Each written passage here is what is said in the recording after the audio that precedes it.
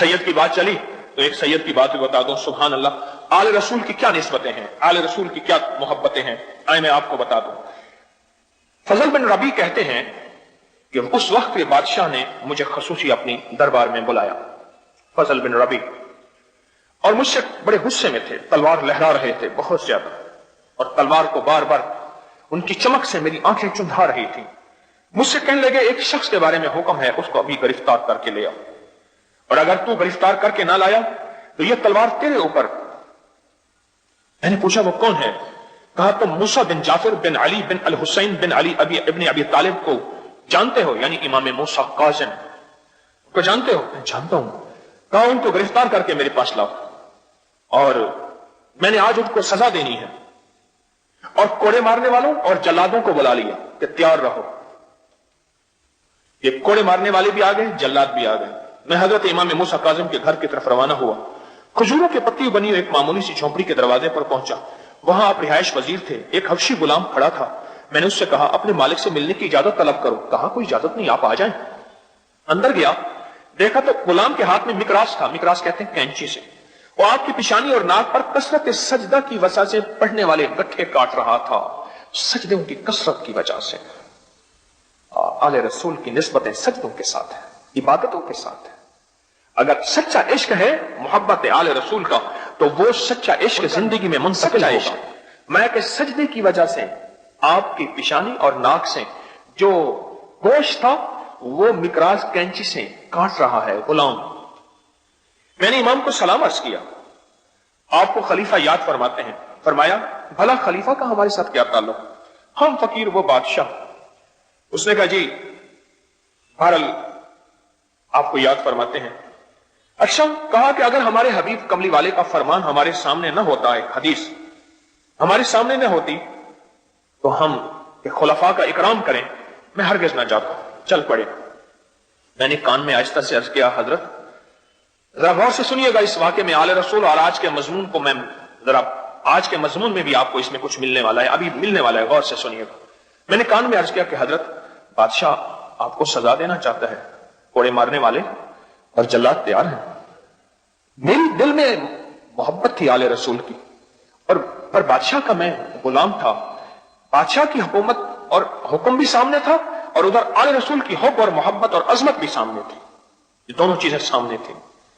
اچھا, اور میں اپنے آپ کو ذہنی طور پہ تیار کر لیں کہ آپ سزا دیے جائیں گے. اچھا, فرمایا میرا رب کو وہ نہیں جانتا, دنیا اور آخرت کا مالک ہے, اور وہ مجھے کوئی سزا نہیں دے سکے گا. فضل بن ربیع کہتے ہیں انہوں نے اپنے ہاتھ کو سر کے ارد گرد 3 مرتبہ گرش دیتی. یہ میری طرف دیکھیں, ایسے ہاتھ کو سر کے ارد گرد 3 دفعہ گرش دیتی, جیسے وارنا نہیں کہتے, وارنا, ہاتھ کو وارنا, 3 دفعہ ایسے گردش دی, اور اعمال کیے. کچھ دعائیں پڑھی جو میں نہ سن سکا, پڑھی جو میں نہ سن سکا. اور میں دربار کے اندر گیا, آپ باہر کھڑے ہو گئے. اندر گیا تو بادشاہ بے چین تھا. مجھ سے کہا فضل تم حضرت امام موسیٰ کاظم کو لائے ہو رحم اللہ تعالی علیہ, اللہم صلی علی محمد و آل محمد, لائے ہو؟ میں نے کہا جی ہاں میں لائے ہوں. تو پھر میں انہیں اندر لے آؤ. بادشاہ نے کہا انہیں تم نے پریشان تو نہیں کیا, تم نے انہیں اذیت تو نہیں دی, تم نے کوئی تکلیف تو نہیں دی؟ نہیں. اور میں بادشاہ کے رویے پہ حیران کہ ابھی پل بھر میں, تھوڑی دیر میں پہلے تو بادشاہ نے جلاد کو اور کوڑے مارنے والوں کو پہلے سے تیار رکھا تھا, ابھی کیا ہو گیا؟ نہیں, میں ناراض ہوا نہ اذیت دی. کہا اچھا میں نے اپنے نفس پر قابو پا لیا ہے, میں نے ان کی سزا کو معاف کر دی ہے, اور اپنے غصے پہ قابو پا لیا ہے, انہیں اندر لاؤ. میں اندر لایا تو بادشاہ نے بڑھ کے اب شیخ کا استقبال کیا, گلے لگایا اور اپنے ساتھ بٹھایا, اور کہا میری مسند کے وارث بھی آپ ہیں, میری مال و دولت کے وارث بھی آپ ہیں, میری اقتدار کے وارث بھی آپ ہیں, میری دنیا کے وارث بھی آپ ہیں, میری آخرت کے وارث بھی آپ ہیں.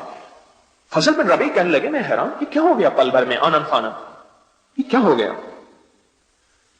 تو کہا کہ پھر انہیں اپنی مسند بٹھایا, ملاقات ہوئی, اور پھر آخر میں جاتے جاتے ایک قیمتی صندوق چلایا گیا. صندوق چلایا تو اس نے اپنے ہاتھ سے اسے امام کے حوالے کیا, اور پوشاکیں دی, دینار سے بھری ہوئی تھیلیاں دی, اور امام نے فرمایا, شیخ نے فرمایا اگر اشراف نفس کے بغیر ہدیہ لینے کا حکم نہ ہوتا تو میں کبھی وصول نہ کرتا. اس میں بھی ایک بڑا راز ہے. یعنی وہ ہدیہ جس میں میرے اندر کی چاہت نہیں تھی. مجھے تو پتا تھا میں جا رہا ہوں. جلاد بھی انتظار میں ہے, کوڑے مارنے والا بھی انتظار میں ہے. میری توقع کے خلاف تھا کہ مجھے اتنا ہدیہ ملے گا. جو ہدیہ نفس کی طلب, اندر کی طلب کے بغیر ملے اسے کہتے ہیں اشراف نفس کے بغیر, جس میں نفس کا تمنا نہیں تھا. مثلا آپ میرے پاس آئیں, میں پیر ہوں, میں کہوں یہ مرید میرے پاس آ رہا, مال لائے گا, ہدیہ لائے گا, چیزیں لائے گا. ایک درویش کے پاس ایک بندہ آیا, ہدیہ لے کے آیا. یہ واقعہ ذہن نشین رکھیے گا. آیا, حضرت نے اس سے ہدیہ لیا, فرمایا میں نہیں لیتا. حضرت میرا ہدیہ تو آپ قبول کرتے ہیں ہر دفعہ, کسی کا کرے نہ کرے میرا تو. فرمایا اس دفعہ تو آیا تھا تو میرے دل میں خیال آیا تھا, یہ ہدیہ لایا تھا, میرے دل میں تما آ گیا تھا, اب یہ میں ہدیہ نہیں لینا چاہتا, کیونکہ اس میں آپ تما آ گیا ہے. تمے میں برکت نہیں ہوتی, تمے میں برکت نہیں ہوتی. اچھا وہ چلا گیا. اچھا حضرت ٹھیک ہے میں واپس لے کے جا رہا ہوں. تھوڑی دیر کے بعد آیا, کہنے اب قبول فرما لے. میں نے تو منع نہیں کیا, پر میں حضرت نے اب تو آپ نے ذہن میں کر لیا تھا نا کہ چلا گیا, اب تو وہ تمنا چلا گیا. قبول کرانے والے جن کے اندر طلب ہوتی ہے, تڑپ ہوتی ہے, وہ اس طرح بھی قبول کرا لیتے ہیں اپنے ہدیے کو, اور قبول کرانے پہ سادہ سمجھتے ہیں. آپ کے دل میں آ گیا میں چلا گیا, بس چلا گیا. اب تو آپ کے اندر وہ تما نہیں ہے نا, میں نہیں ہے, میں بسم اللہ قبول فرمائے. حضرت نے بھی قبول فرما لیا. تو حضرت شیخ امام موسیٰ کاظم نے فرمایا کہ اگر میرے اندر یہ اشراف نفس نہ ہوتا تو میں کبھی ہدیہ قبول نہ کرتا. ہدیہ قبول کیا, میں انہیں چھوڑنے گیا, پھر محل میں واپس آیا تو میں نے بادشاہ سے پوچھا کیا ہوا, کہ لگا انوکھا واقعہ ہوا. جب میں نے تمہیں بھیجا تو میں نے دیکھا کہ میرے محل کو کچھ لوگوں نے گھیرا ہوا ہے, اور ان کے ہاتھوں میں نیزے ہیں, اور انہوں نے نیزے کی انیاں میرے محل کی بنیادوں میں گاڑ رکھی ہیں, اور انہوں نے مجھ سے کہا ہے اگر تو نے فرزند پیغمبر کو, تو نے نبی کے بیٹے کو, کملی والے کے بیٹے کو اگر تو نے تکلیف دی, تیرے محل کو زمین میں دھسا دیں گے, اور اگر تو نے ان کے ساتھ حسن سلوک کیا ہم واپس چلے جائیں گے, اس وقت تک انتظار کریں گے. میں مجبور تھا ان کے ساتھ حسن سلوک کرنے میں. وہ کیا ہاتھ تھا جو 3 دفعہ اپنے سر پہ انہوں نے وارا تھا, وہ یہی مسنون اعمال, یہی حفاظت والے اعمال, یہی اللہ کی ذات کے ساتھ تعلق, اور یہی دعائیں تھیں جن دعاؤں کی نسبت سے رب نے ان کی حفاظت کی تھی.